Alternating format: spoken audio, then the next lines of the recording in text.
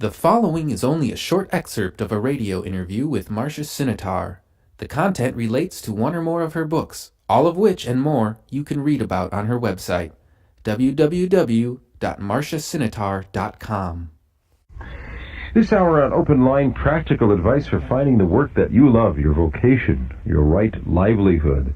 We'll find out about tuning in with our life's genuine purposes. My guest is Marcia Sinitar. She is a pioneering educator whose books are used worldwide in colleges, schools, corporate and counseling settings. She is author of the million-seller, Do What You Love, The Money Will Follow. Her current book is To Build the Life You Want, Create the Work You Love, and that's subtitled The Spiritual Dimension of Entrepreneuring. Welcome, Marcia Sinitar. Welcome back. Oh, thanks, Fred. It's so good to be back with you. Good to have you here. Thank you. When you'd like to join the conversation, 614-292-8513.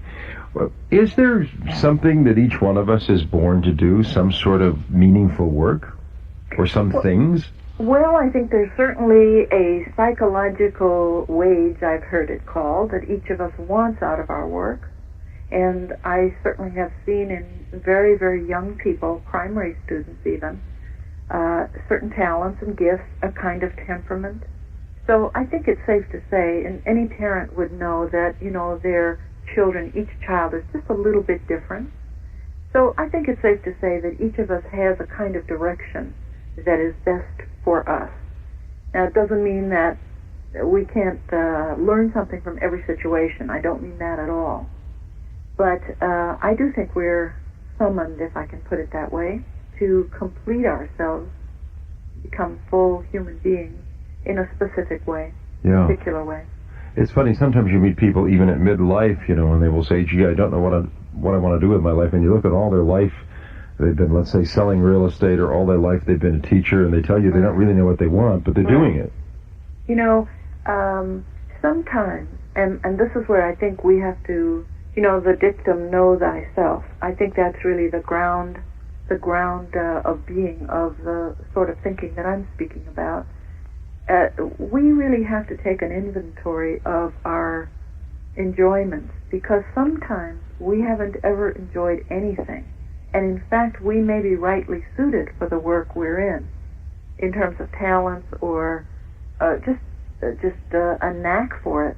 But we may be depressed or have low self-esteem. I guess that's almost cliched now. And yet it really does color the way we come at our projects. Mm-hmm. So somebody could be doing a work on something at which they are very good and which they really are suited for. Yes. And they're thinking, well, I'm not suited for this because I'm not happy, but the lack of happiness might have nothing to do with the work at all. That's exactly right. Let me give you two examples. One would be the person, as I just suggested, who's basically depressed and doesn't really know it. Now, I'm not sure if it would be a clinical depression. That's where I think a physician has to get involved. Mm-hmm. But sometimes there is no joy in our life about anything, or we can't remember when we've really looked forward to something, or we've been so ruined by certain childhood experiences that it's an effort for us simply to keep on keeping on. That's one example. Yeah. Another example is that we just may be idealizing what right livelihood is. Every work, and I think we've talked about this many times, every work has its dog work. You know what I mean? It Mm-hmm. has the details that we don't really like. So the basis for this idea of vocation, which I write about, I think it links back to what, the educator Piaget, he talks about children, and he says that children grow and learn through their play. Well, for the healthy adult, self-actualizing adult, spiritually emerging adult, however you want to put it, work is that play. And so work is the vehicle for self-reflection and guiding the talent and inventing the life and obtaining those psychological or inner fulfillments. But it's not ideal, you know what I mean? It's not perfect. A friend of mine who's a teacher says, on the university level, says that if you ask what percentage of time do you enjoy your work, your career, and she says it's close to 100%. Mm-hmm. And I think she must be a very fortunate person. I can't imagine that. Well, I would say the majority of the time that I'm working, and many of the people that I have included in what I'd call a research pool or a study pool, they would tend to say much the same thing. But I would suggest to you, it's not so much because we have found the ideal job, although the talent piece is definitely a part of it, but it is because we are engaged, we're fully engaged with what we're doing. So we're not pulling away from it. And what happens when you're emotionally ill-suited for the work or unprepared emotionally is that there does seem to be a tendency to resist it or to recoil from the effort, or somehow we don't really feel that it suits us. You see what I'm saying? Mm-hmm. And that's more how I'd look at it. So the enjoyment is partly that full encounter with the thing we're doing. And if so, therefore, 100% doesn't sound unusual to you. That's no, it common. doesn't. It doesn't. I mean, it's a little much. You know what I mean? Because I mean, everybody has a Monday. You think, oh no, Mm-hmm. I have to go do my filing, or I have to do my petty cash reports, or some boring thing that you have to do. But once you go toward it and encounter the filing or the petty cash report, you find there's a kind of natural energy that buoys you up and takes you more into it, and that's the enjoyment of the moment, really. Yeah, so it's a reflection of your being fully engaged. Right. Another friend of mine said, if you do what you love, if you love your work, you'll want to do it 12 to 14 hours a day. Now, that is the way this person operates, but I cannot believe, it's certainly not true for me, and I cannot believe that's true for everybody. I think that's an individual matter. I really do sense that people have different energy levels, you know, Fred. There are people, for example, who have two loves. They're kind of like bigamists. You know, they have a family that they adore, and then they also have this activity that they do, whatever it is, delivering FedEx packages or teaching or whatever. Mm-hmm. So when the end of the day is come, you know, enough's enough, and they go to their family, or whatever, sailing, whatever it is. But there are people, and I think it's commensurate with the enabling for us to express our talents. I think there are people or situations that draw us forth in the most robust way, so that we're totally engaged 15, 16, 18 hours a day, you know, and maybe that's cyclical. Maybe it's just on a project.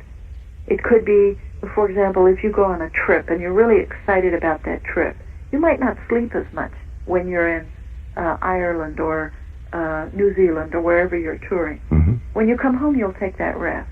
Sure. I'm thinking of a couple of people I know who write fiction, who are good, successful fiction writers, who tell me they only write 2 or 3 hours a day, and that's the end of it. Mm-hmm. And they said they couldn't possibly imagine. On the other hand, I've talked to writers who do write, in fact, 10 or 12 hours a day. But there's the other end where they write for 2 or 3, and that's all they're interested in. Some of it, I think, is physiological, too, as I said about energy. But I think there's a creative cycle involved here. And you're mentioning the writers makes me want to add that most of the highly creative people that I've talked to, and I would have to put myself in the hopper, too, they say that there are cycles of enthusiasm. For example, when one is just creating a brand new project or finishing up a project, you might have a burst of energy, and it might take you beyond that 3-4 hour concentration point that you spoke about. Mm-hmm. Now, after the project is over, they also say that they go into a sort of torpor, you know. They may just sit around like a zucchini for a while. And I have a friend who's a writer. She writes every day for half a day, and then she does her chores and other things. But she did tell me that when she's finished with a project, she goes into a kind of vegetative state, and she doesn't work at all. For how long? Well, until the necessity arises for her to do something. And the necessity could be the need to express another idea through a book, or or money. So sometimes the money piece of it goads us into getting up out of bed. It's not all that bad to have that as a challenge. Right. Marcia Sinitar's latest book is To Build the Life You Want, Create the Work You Love. 292-85130 in Hilliard on News 820. Hi, Mike. Hello, yeah, thank you for calling. A very good topic. I struggled myself for a long time with this. I'm 28 years old, and I've, got 1 degree in biology, and then I had to go back, and I decided to go and explore my artistic side again. But I wanted to ask 2 things. First of all, what was your opinion of the book, What Color Is Your Parachute? I think it's excellent. I think it's very, very good, and I think that the author, Richard Bowles, is enormously helpful to those people that need a kind of a little bit of a prod to put paper and pencil to their thoughts, or put their thoughts to paper and pencil. Right. And he gives many helpful exercises. So. I found that extremely helpful. It's like a workbook. Yep. I think that his is the task part of my philosophical piece. You see what I mean? And he and I communicate fairly often. I think very highly of his work. Great. Yeah. I enjoy that book too. Let me ask you another question. I've talked to a couple people in the artistic field, and they were like, yeah, I got into art because I really love to do artists and drawing and blah, blah, blah, blah. And then they say, yeah, but I'm getting out of it because I found that it just spoils it when I have to do something that I love for a job.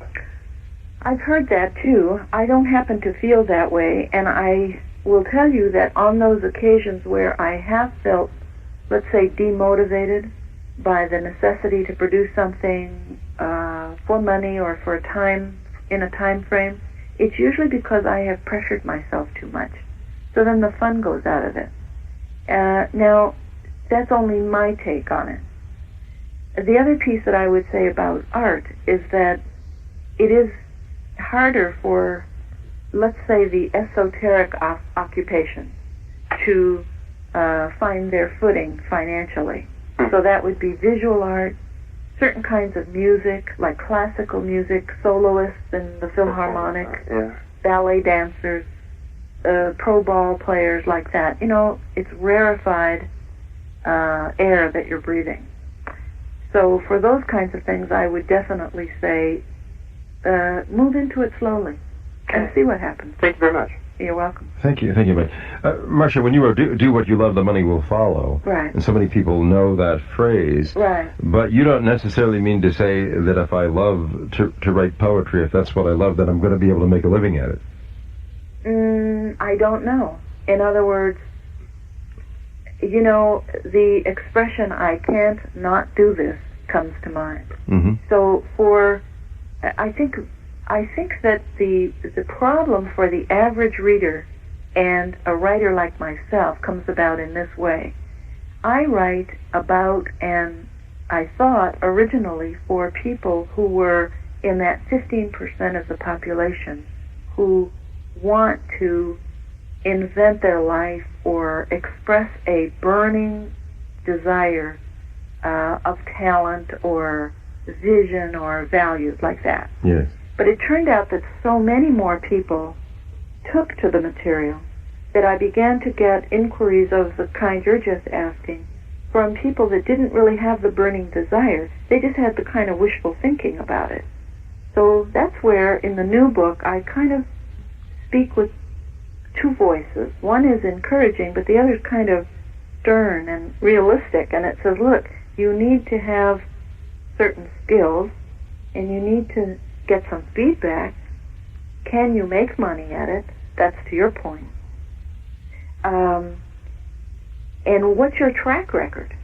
So I guess what I was saying is not so much that a certain amount of money would come around, but if one is properly prepared and has the right amount of talent, and I don't think one has to be a genius in a field, then I think that the adequate sums of money will come around.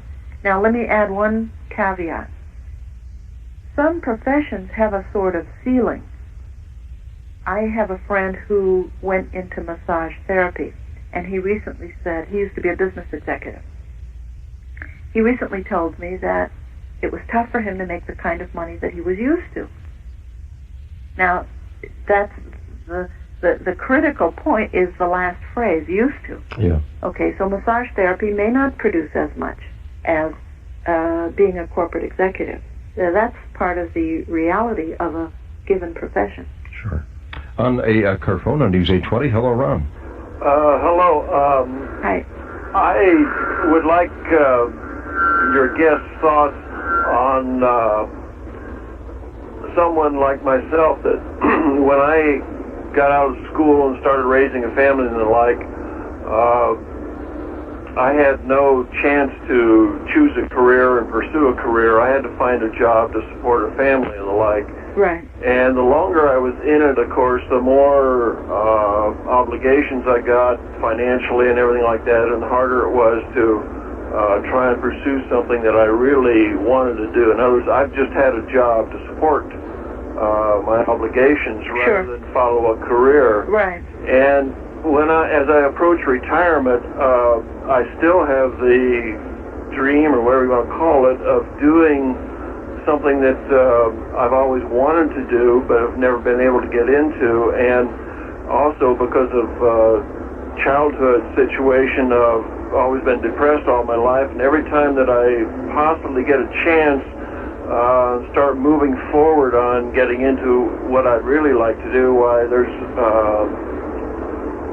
what I want to say, a negative thing that takes a hold and says, right, you can't do this, and there's something wrong with you for wanting to do this. Exactly. And do you address this in your books and the like? I address it marginally in the new book, To Build the Life You Want, Create the Work You Love, under the heading of some of the things we've been talking about, namely energy and how depression makes it hard to be a robust problem solver, because just for the reasons that you said and I was saying before. So one thing I would like to, first of all, I want to encourage you and applaud you for the just the basic honesty with which you're looking at your situation. I think it's very heroic to have given years to a career in order that you don't like to raise a family. So that's first of all. So I think you need to kind of lighten up on yourself if you can do that. The second thing would be to say, all systems are go in retirement, because you will have that opportunity, and you will live longer than your forefathers, most likely. So that's the perfect time to turn your attention to what you love. And then the third thing I want to ask you to do is talk the issues with either a competent counselor or a trusted minister or rabbi, somebody that you can bare your soul to, who will be on your side. You know what I mean? Yes, I because understand that. That's right. You need to reinforce the voice in you that says, gee, but I'd love to do X.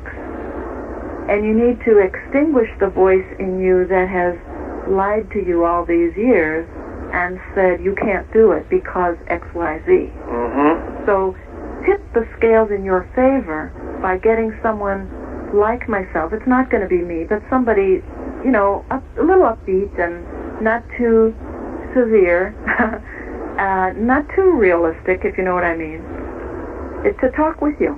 Okay. I think that would be very helpful, that on these times when I'm progressing along toward this goal, and I hit that level where I start hearing the negative voices, right, if someone at that point could say, well, you're hearing these negative voices, but here's some things that you might try to overcome them. Exactly. And keep going. And that's the kind of person that I guess I need to search out and get the support of. If I can put in a plug for your local YMCA or YWCA, those are usually cost-effective places to begin your search, and another place is adult education courses. Okay, Ron, your signal is breaking up. I hope you can hear us over the speaker. But thank you for calling. You've been listening to a short excerpt of a radio interview with Marcia Sinitar. For more information about this and other audio materials and her body of work, please visit www.marciasinitar.com.